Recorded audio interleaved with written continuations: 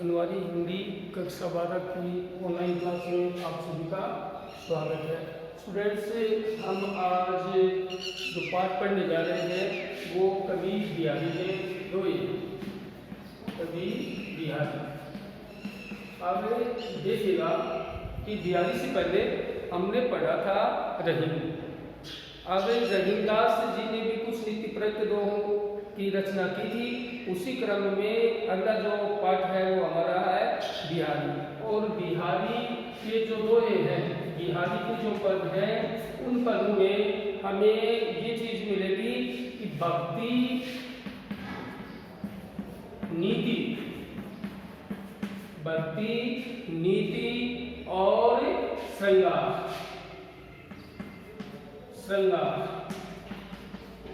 इन तीनों की त्रिवेणी, इनमें तीनों की त्रिवेणी है वो कवि बिहार के पदों में देखने को मिलती है। यानी कहने का तात्पर्य हो गया कि कवि बिहार की जो एक प्रमुख रचना है जिसका नाम है बिहारी सतसई। बिहारी सतसई। अब ये जो रचना है बिहारी सतसई की प्रमुख जो रचना है वो उसमें बिहारी ने पदों के माध्यम से भक्ति, नीति, श्रृंगार, ये तीनों चीजों की एक त्रिवेणी गंगा बहाई है।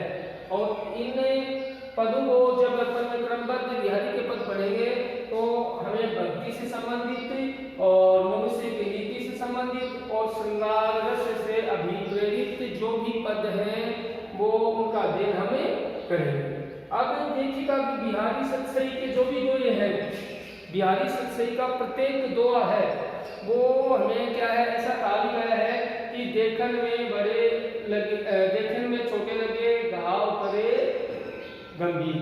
तो यानी इसमें जो पद है उसमें जो शब्दों की संख्या कम मिलेगी लेकिन उसके भाव जो है वो गहरे हैं। इसलिए कहा गया है कि बिहारी ने अपने सभी दोहों में क्या है, जो सागर वाला जो है, सागर में क्या है कि जो मटका होता है और उसमें क्या बढ़ती है, गंगा।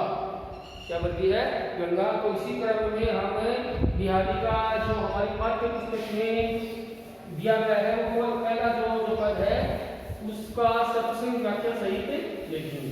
तो देखिए यहाँ पर जो प्रसंग के रूप में लेंगे तो देखिए पहला जो दोहा है मेरी, पहला दोहा है मेरी।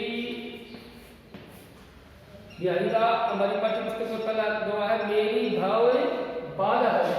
मेरी भव बाधा हरो, मेरी भव बाधा हरो राधा नागरी सो। राधा नागरी सो, राधा नागरी सो।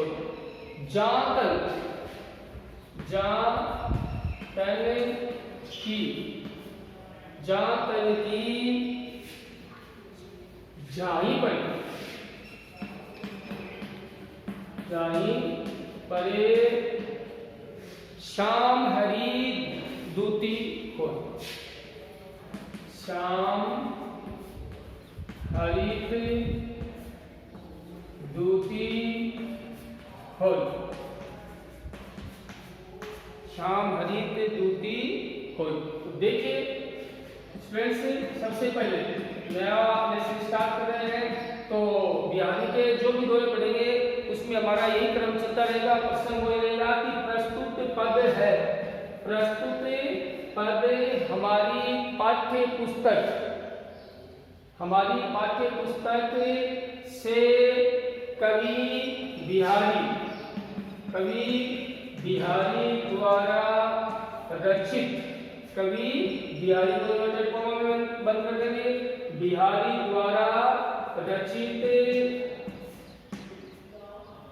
और उनकी रचना है, बिहारी की रचना है, रचित रचना बिहारी सतसई। शब्द सही से लिया गया है। तो इसका ये क्या हो गया, प्रसंग हो गया है कि प्रस्तुत पद कवि बिहारी द्वारा रचित बिहारी सतसई से लिया गया है। इसमें कवि बिहारी है वो राधा की स्तुति, क्योंकि भगवान श्री कृष्ण को पसंद करना है तो सबसे पहले हमें किसको पसंद करना पड़ेगा, राधा को पसंद करना पड़ेगा। वो राधा की स्तुति का वर्णन किया है तो सीधी है। प्रश्न क्या हो गया, प्रस्तुत पद हमारी पाठ्य पुस्तक में कवि बिहारी द्वारा रचित रचना बिहारी सतसई से लिया गया है। इसमें कवि ने राधा की स्तुति या राधा की भक्ति करने के लिए प्रेरणा दिया है, क्योंकि भगवान श्री कृष्ण को पसंद करना है तो सबसे पहले हमें किसको पसंद करना होगा, राधा को पसंद करना होगा। ये इसका क्या हो गया, सही हो गया। अब आगे बढ़ते हैं इसी क्रम में। तो व्याख्या के जो बिंदु है, व्याख्या के बिंदु को समझने से पहले हमारा वही क्रम चलेगा कि कठिन शब्दों का देखो, मेरी धव बाधा हरो, बाधा तो हरो का अर्थ है दूर करना, दूर करना, समस्या का समाधान करना, समाधान करना। राधा, राधा और रागी बनी चतुर, रागी का होता है चतुर। सोई चाला, जा उस, तन तन शरीर, तन की परछाई, परछाई या छवि, दोनों अर्थ में प्रयुक्त हो सकता है। छवि पढ़ने पर, जिसके तन की छवि पढ़ने पर, किसके तन की बात हो रही है, राधा के तन के, राधा के शरीर के परछाई पढ़ने पर। शाम हरि, शाम एक तो शाम शब्द है वो किसके लिए प्रयुक्त होता है, भगवान श्री कृष्ण के लिए।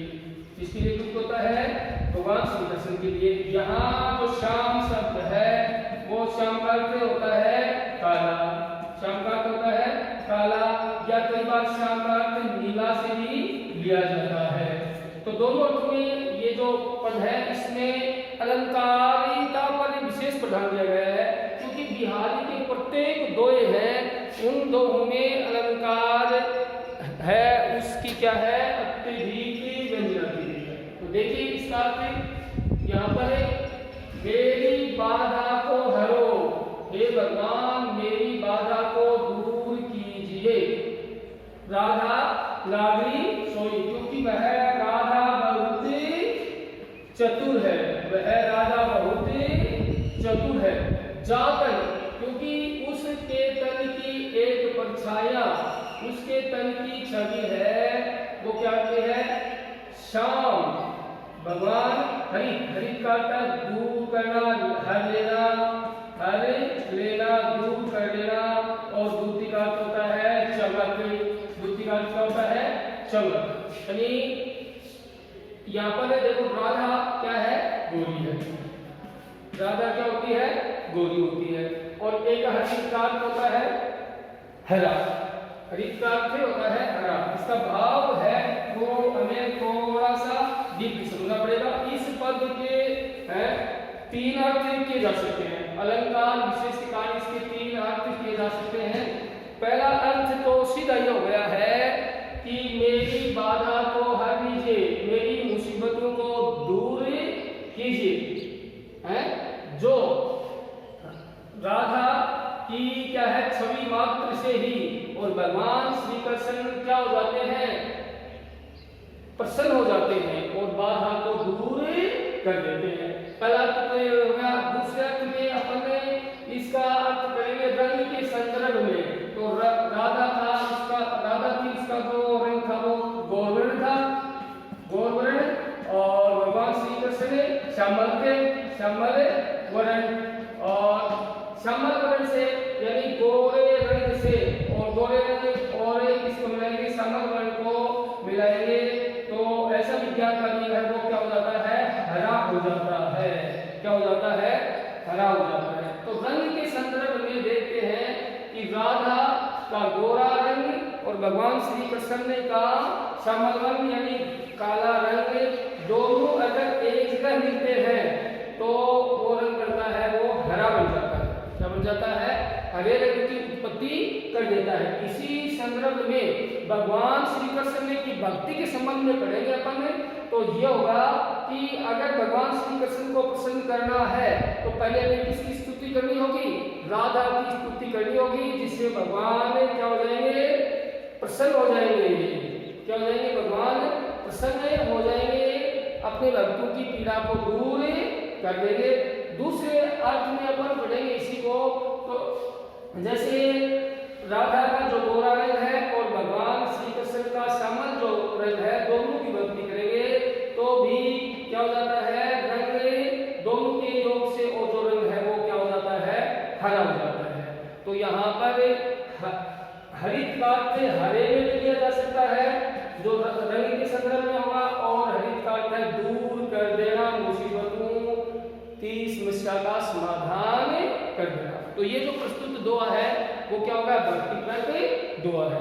अब ये देखिए, इसमें ऐसा इसलिए हो रहा है कि श्रेष्ठ प्रकार की क्या होती है? प्रधानता होती है। बात हम करेंगे इसकी विशेष की, और विशेष की बात करेंगे तो विशेष में प्रथम जो बिंदु है, प्रथम बिंदु है वो क्या लगाएंगे कि प्रस्तुत पद में कवि बिहारी ने राधा और श्री कृष्ण की स्तुति का वर्णन किया है।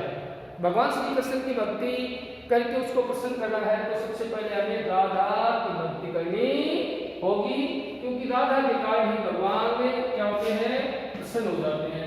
दूसरा अर्थ लगाएंगे कि जो प्रस्तुत पद में अलंकार की बात करें तो श्रेष्ठ क्या है? प्रधानता है।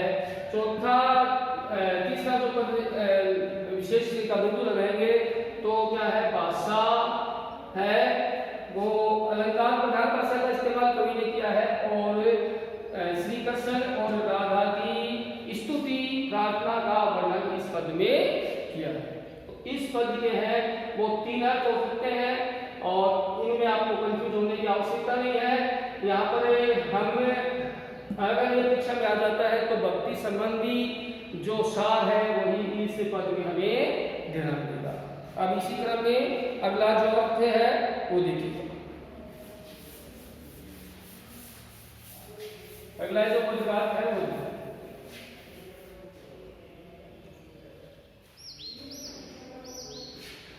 बंधु भय का दीन, बंधु भय का दीन, बंधु भय का दीन के को तारियो रघुवर, को तारियो रघु राज, को तारियो रघु राज। टूठे टूठे, टूठे टूठे, टूठे टूठे किरत हो, टूठे टूठे किरत हो, झूठे गिरद कहाई, झूठे गिरद कहाई। देखिए प्रस्तुत पद का प्रसंग वही रहेगा, प्रसंग में यथावत है वही चलेगा। प्रस्तुत पद है वो हमारी पाठ्य पुस्तक में कवि बिहारी द्वारा रचित बिहारी सत्सई से लिया गया है। और व्याख्या में चलेंगे बंधु भय का दीन, दीन का अर्थ, दीन का अर्थ गरीब, और बंधु मनी भाई, ठीक है, साथ देने वाला। कई शब्दों में भाई, साथ देने वाला या समस्या का समाधान करने वाला। यहाँ पर कवि भगवान को संबोधित करते हुए कहता है कि बंधु भय का दीन के, यहाँ पर भगवान पर व्यंग्य करते हुए कवि बिहारी कह रहा है कि हे भगवान, आप हमें ये बता दीजिए कि आप किस गरीब के भाई हैं, किस गरीब व्यक्ति की आप क्या करते हैं? सहायता करते हैं। को रघुराई। रघुराई का अर्थ एक तो श्री राम हो गया, दूसरे अर्थ में लेंगे बड़प्पन, बड़ा आदमी, बड़ा आदमी। दो अर्थ में ये प्रयुक्त हो सकता है। रघुराई तागे वाली तारा और टूठे टूठे, क्या है? टूठे टूठे। टूठे का अर्थ होता है प्रसन्न। टूठे का अर्थ क्या हो गया? प्रसन्न रहना, खुश होना। और प्रसन्न का अर्थ है हरना, पीड़ा को दूर करना, पीड़ा को दूर कर देना, समस्या का समाधान कर देना। फिरत हो, प्रसन्न होकर क्या हो? फिर रहे हो, बड़प्पन पा लिया है। झूठी, झूठे और बिल्द मानी बड़ाई। बिल्द का होता है बड़ाई, या दूसरा अर्थ बिल्द का लगाएंगे उपाधि, पद, उपाधि। कई अर्थ में ये शब्द का होता है कहाई, कहाते हो, कहाते हो। तो यहाँ पर भगवान पर कहीं नहीं करते, उसका अर्थ कहता है। कवि बिहारी बताते हैं कि बंधु भये का दिन के, आप किस व्यक्ति की, दिन होता है किस गरीब व्यक्ति की सहायता की, किस गरीब व्यक्ति के सहचर बने, को तालियों रघुराई, और किस को आपने भवसागर पार उतार दिया है, जिससे आपका नाम क्या हो गया है? रघुराज हो गया है, श्री राम हो गया है, आपका नाम बड़ा हो गया है।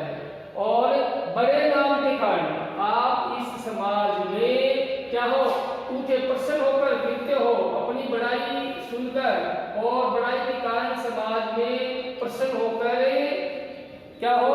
घूम रहे हो। ये सब है वो क्या है? मेरे अनुसार झूठी बड़ाई है, झूठा पद धारण किया है, झूठा क्या है? उपाधि धारण की है। कहने का तात्पर्य हो गया है कि भगवान है वो अपने भक्तों की, अपने सेवकों की हमेशा क्या करता है? रक्षा करता है। लेकिन आपने तो बड़प्पन तो पा लिया है, लेकिन मुझे ये बता दीजिए कि आपने किस गरीब व्यक्ति की क्या की है? मदद की। क्योंकि मैं भी गरीब हूं और मेरी आपने कभी मदद नहीं की है। तो कहने का तात्पर्य होगा कि झूठी बड़प्पन है वो नहीं पाना चाहिए। अब विशेष की बात आ जाएगी, इसमें कोई दिक्कत होगी नहीं। प्रस्तुत पद में कवि ने गरीब व्यक्तियों की सहायता करने की प्रेरणा दी गई है, और सच्चे अर्थों में क्या है? भगवान के प्रति समर्पण होकर क्या है? हमें भक्ति करनी चाहिए। भगवान ही वो गरीबों की क्या होते हैं? सहाय हो सकते हैं। दूसरी बात होती है कि गरीबों की सहायता करने से ही व्यक्ति बड़ा बन सकता है, दूसरी को उपकार करने से ही व्यक्ति क्या हो सकता है? बड़ा बन सकता है। अगला पद देखिए, अगला जो पद है बिहारी का वो देखिए।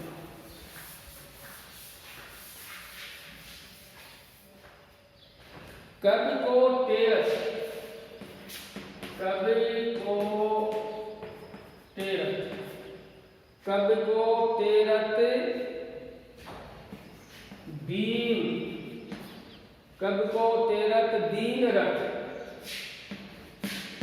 कवि को तेरत दीन रख, होत न श्याम सहाय, होत न श्याम सहाय, होत न श्याम सहाय।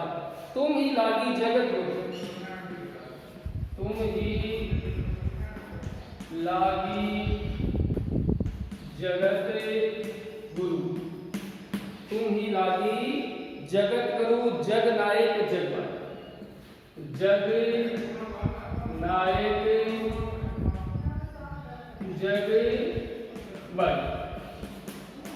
प्रसंग है वही रहेगा। प्रस्तुत पद है वो हमारी पाठ्य पुस्तक अलवार हिंदी की पाठ्य पुस्तक में कवि बिहारी द्वारा रचित है। रचना बिहारी सत्संग से लिया गया है। और व्याख्या में देखते हैं, कब को तेल तेलतमनी पुकारना, तेलना का होता है पुकारना, पुकारना। रटमनी रटना, स्तुति करना, बार बार स्मरण करना।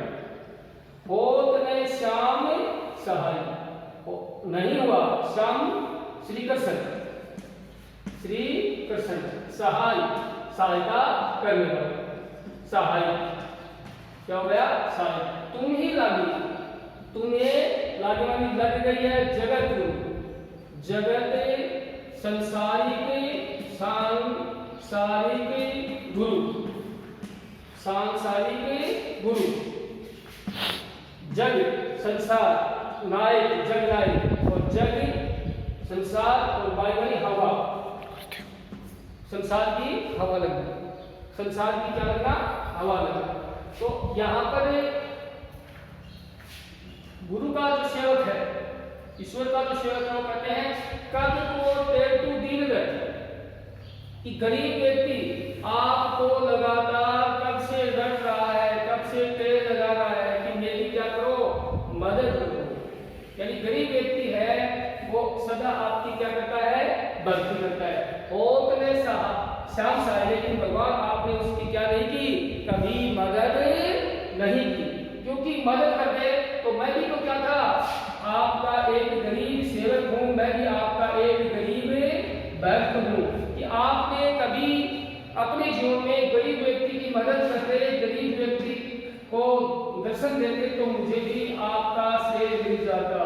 लेकिन आपने तो क्या नहीं की, कभी उनकी मदद नहीं की, क्योंकि तुम्हें तो इस संसार में सांसारिक गुरु बनने की है, वो क्या लग गई है, हवा लग गई है। मात्र आप बिना गरीबों की सहायता से बड़प्पन पाना चाहते हैं। तो ये लिंग जितनी हो गई है, इसमें भक्त अपने ईश्वर से कहता है कि हे भगवान, आपने कभी गरीब व्यक्तियों की क्या नहीं की है, मदद नहीं की है, जबकि वो आपके लगातार भक्ति करता है। अगर आप सही अर्थ में उसकी मदद करते हैं तो क्या होता, उसका गरीबपन या उसकी भक्ति थी वो सफल हो जाती है। लेकिन आपको तो सिर्फ बड़प्पन है कि मैं इस संसार का क्या बड़ा, अन्य जो गुरु है उसकी बात ही है वो मैं बड़प्पन हो गया हूँ, और आपको मुझे ऐसा लगता है कि जैसे और गुरु अपना बड़प्पन चाहते हैं, उसकी हवा भी आपको लग रही है।